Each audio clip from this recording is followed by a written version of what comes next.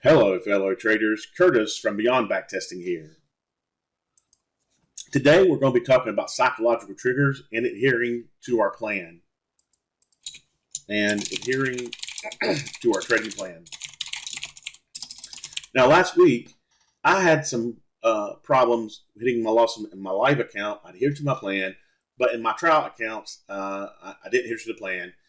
This morning, I'm up in my live account, which just kind of makes this easier to do. I was kind of hit my profit objective, kind of reducing that down because I hit my loss limits. But what I've found is to really, in order to really get discipline on in our trading, we have to really value adhering to our plan and to the process, more than making as much money as possible.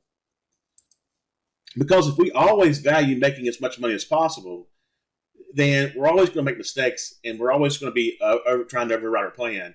And eventually that's going to lead to greater standard deviation in trades, bigger wins and bigger losses, which could lead to eventual blowout or ruin, risk of ruin, right? So we have to value our plan more than, in our process, more than making as much money as possible. And we have to reframe certain events in a way, in a constructive way. So, for example, let's say we're down 600 a day and we get a signal and we say, okay, I'm down. This is my loss limit currently. I'm probably going to reduce this, but this is my current loss limit. And let's say I'm down 600 and I get a great signal. I say, this is a great signal. This is preventing me from taking this great signal, this loss limit. And if we view it that way, it's always going to be an obstacle. But the reality is, what's really preventing me from taking that great trade? I traded too big earlier during the day. If I traded smaller with the micros, I should have had divided that up so I had an extra trade for that last great trade. So I traded too big earlier, or I lost too much. I lost too frequently. So in either case, it's not the loss limit, and that's the great thing about the micros is because there's no excuses. When you trade minis with the size they are, you can have an excuse. I mean, you would have to have a loss limit of a very large loss limit before you couldn't make excuses, right? You could always come up with some kind of excuse. Oh, I needed this loss limit. I needed this. I needed that. But with the micros, there's really no excuses. If you have any type of reasonable loss limit at all, there's simply no excuses for. So you traded too big, right? And so it's not the loss limit that's the problem. It's the fact that you did make some mistakes earlier that day. And the solution is not to raise the loss limit. The solution is to go back in the next day, divide up your capital better, make better use of your capital so this doesn't happen. Or maybe this is just a one-off, and you don't need to be concerned about it. So what are some triggers for me? So we understand we have to. This is the root. We have to value this more than make as much money as possible. And often it takes a large loss before we really truly value this, because if we can always come back and we don't have that large loss, and we're always going to be tempted to raise that loss limit. And so what are some triggers for me? Historical triggers for me have been data feed problems.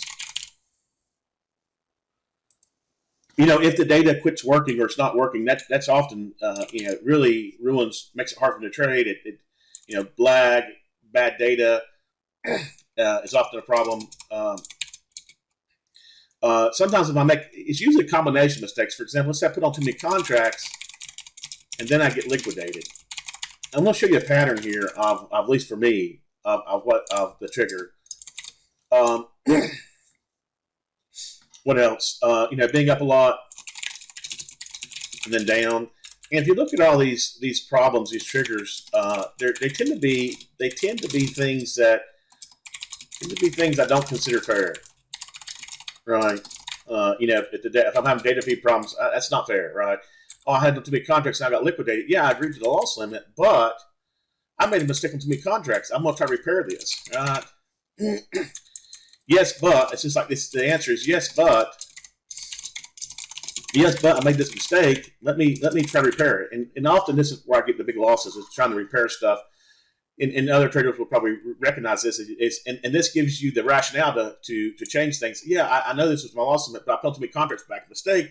Therefore, my stop loss didn't get. Therefore, let me raise this loss limit up, which I can do in my software, and let me re-enter this trade and reestablish this trade. So I reestablish memory of it. so that I don't, and this is the problem. It's in that you get hit again. Most great trades work off the bat. So if that had been a truly great trade, you'd feel like you got lucky and it would just work. Being up and down a lot.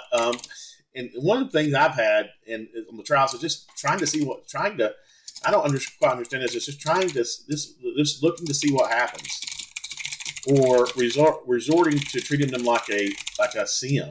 And they're not sim. It costs money, and it adds up over time. On these trials, you pay real money. And so on Friday, I was up over 900 on one of them on my trials, and I said, let me just see what would happen. I just keep trying to push things up. Let me just keep trying to push. Let me just see if I can push as far, and completely contrary to what I had already agreed to with my plan, that treat it like real money. So I need to have a specific plan. I think we need to have a specific written plan for every account, every method we trade. So what we can do is, now we understand the triggers. So first first step is we write down our plan. If you don't have a plan, you don't have to follow. So you gotta write down your plan, write down your rules, and agree to adhere to them. And the second thing we can do is we can imagine some scenarios that we don't feel that are fair in our trading, and let's imagine doing the right thing in those scenarios. So let's imagine we're trading, everything's good, we're up a lot of money, and all of a sudden, by accident, and I have a color, I can't bring it up because it shows my account number. Yeah, I can't. Hold on a minute. Let me see if I can. Okay, so here you actually see these are my rhythmic order books that I have sitting off to the side of everything you see. And as you see, I have the E-mini colored differently, okay, to try to avoid any mistakes. I've still made mistakes, mistaking it for the MES. But this is the type of thing you can do, color color them differently and never change them, so to avoid mistaking one for the other. The MES, of course, is 1/10 the size. But let's say you do make that mistake, which I have before, and you put on 10 ES contracts when you meant to put on 10 MES contracts. Well, and let's assume it's a good. You were up a lot, so what we want to do is we want to kind of visualize something going wrong and doing the right thing. Okay, and so first thing, we were up. We want to say a lot for us, so whatever that might be for you. Let's just say we're up $900 in a day. Great, that's for a lot of people good. You could shut down. Oh, a great trade comes up. You want to hit it aggressively. Put on 10 micros, but they turn out to be 10 minis. Okay, so now you got a huge position on. Well, first, if you recognize it quickly enough, you could just take them off. If you're up even a tick on, just take them off. Right, that would be the thing to do. And I did that actually live, and then if I didn't have on that many, but I had on several, and if I'd waited just 1 second, I would have had a huge payoff because it went and the trade did work. But that's the thing to do. Anytime you find yourself in a mistake or something, it's just if you can get out cheap, get out cheap. But let's say you didn't recognize it. Oh, your stop's hit. You're not only your stop's hit. Let's just say you get liquidated. You get liquidated, and your daily loss limit is hit. Okay, and you're still in the trade because it hit your loss limit. Well, the wrong thing. Let's picture it on so the wrong thing is to go in there, try to correct it, try to fix it. Go in there, hit it with you're going to go in there and hit it with your change that loss limit, hit it again. Well, this is going to create a correlated loss, right? Because you felt that was unfair, and your logic is, this is my logic anyway. But yeah, it didn't hit my stop loss. Okay, if it does, now you've got a huge loss. So you can't. That's the wrong thing. So let's imagine instead. Let's imagine not going in there, taking our loss, taking a moment, right? Saying, okay, we made a mistake. My loss limit is here to protect me. It done its job. It protected me, even though I made a bad mistake. It protected me from losing more than what I agreed to lose. And if that trade had worked, I could have got lucky on it. So that's the proper way. Let's visualize that. Visualize hitting that, and there's no fixing to it. There's no fixing. There's no changing. Right? You just accept it. Accept it. Take that loss. Okay. Now let's imagine that trade going on down and not working, and you could have lost many thousands of dollars. Let's imagine also that it went up and worked, and either way, you feel confident because secured in the fact that you adhere to your process. You didn't start swinging and making these big wild swings, right? Which could have happened had you placed that trade on, right? So this is the type of thing that may help us. Is to imagine this and just accepting it and saying, okay, there's nothing to do. Because trading is not like, one thing I've found certainly is that the more you can't fix things. When things go wrong, you can't fix them in trading. It's not something like you can fix. This was a mistake. You can say, and statistically, the reality is, if your base method works and you hit your loss limit one day, let's say your method is to target $300 per day. If you do this over 20, if you average this over 20 days, right, you're gonna hit $6,000 in a month. Okay. Reality is, this hitting that loss limit that day is not gonna make much difference. It's statistical. Your statistical odds will work out. However, if you were to go back in there, hit that loss limit again, especially with 10 contracts, try to reestablish it for that, you'd probably have to raise it to, instead of being 600, you'd probably have to raise it like 2,000 more. Now you're risking potentially the whole month or half a month if it don't work. There's no reason to, right? And you're getting bigger and bigger trades. So this is what I would do is kind of visualize the problem, visualize doing the right thing, adhering to the process, and then say, okay, this, recognizing that the loss limit protected you from having a very big loss, but even though you made that mistake, because I have it in my platform, my loss limit is set in the rhythmic. Just to be clear, this only applies if you have a liquidation limit set. So I have a liquidation limit set at $600. So if any time I'm down the day, $600, I'm liquidated.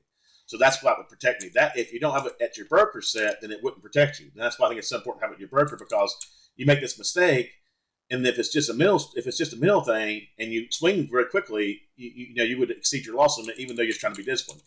So this is kind of the help I have. The other thing is, and this is something I'm not here to the best of my process, to be honest, is you need some experience with your methods. Now, I've been developing some hybrid methods, some hybrid techniques, some gray box techniques. I don't have a lot of experience with them. The reality is, you need about 3 months of experience, 3 months of experience, or the equivalent of market replay, and a few weeks live to have confidence in the method, right? And so I don't have that much experience with some of these signals I've been developing. I'm trying to work to backtest more, to get more experience replay, live markets and all, but it's a process. And, we could go into this. This is a kind of a different topic, but basically it's a process that, whether you say it works or don't work, it's not really the right way to look at it. When you're trying to put a gray box, this is my opinion, but if you're trying to put a gray box methodology with various signals and things, it's not really the proper way to look at it. Is, does it work or don't work? Because I can guarantee you that for many traders it won't work. But if you can make it work for you, it's all that matters. And so you're trying to make it work through both your backtesting, through the signals you're developing, and through your practice of those signals, and through your ability to read markets. Okay. So it's not a question of it works or don't work. It's a question of, can you make it work? And I don't know. I mean, I truly don't know some of the stuff because I don't know. And that's not a good thing, because obviously if you know your method works, it's gonna be easier to stick to it. That's why I'm kind of cutting down my profit targets in the live until I get a little more evidence as to how this works. I feel like it can work because I'm hitting 79% a lot of days. But then I'm having some days where I'm losing, and I feel like if nothing else, if I reduce my loss limit down, I might not, it might be more. It may not put me back as far. So, but having confidence in your method, real confidence comes from seeing your method work in the market replay, in the live, in the paper trading, and seeing that work. So this is kind of how I'm approaching things. Again, and this goes back to the taking this to a trial. It's the same type of a mindset, which is, again, difficult. But on the trials, if you're going to take this mindset, first, your goal is not to pass as fast as possible. And I know it's possible, especially in these markets with the volatility. I almost did it 3 times. I was up within like $200 of the target, like 3 times within like just nothing, and I still managed to screw up. But the thing is reality is, even if I had passed those 3 times, I wasn't trading in a way that I would trade in the live. So what would it advantage me? So in the trials, again, I would say is adhering to your process over passing. Okay, because that's going to give you more. That's going to give you more value.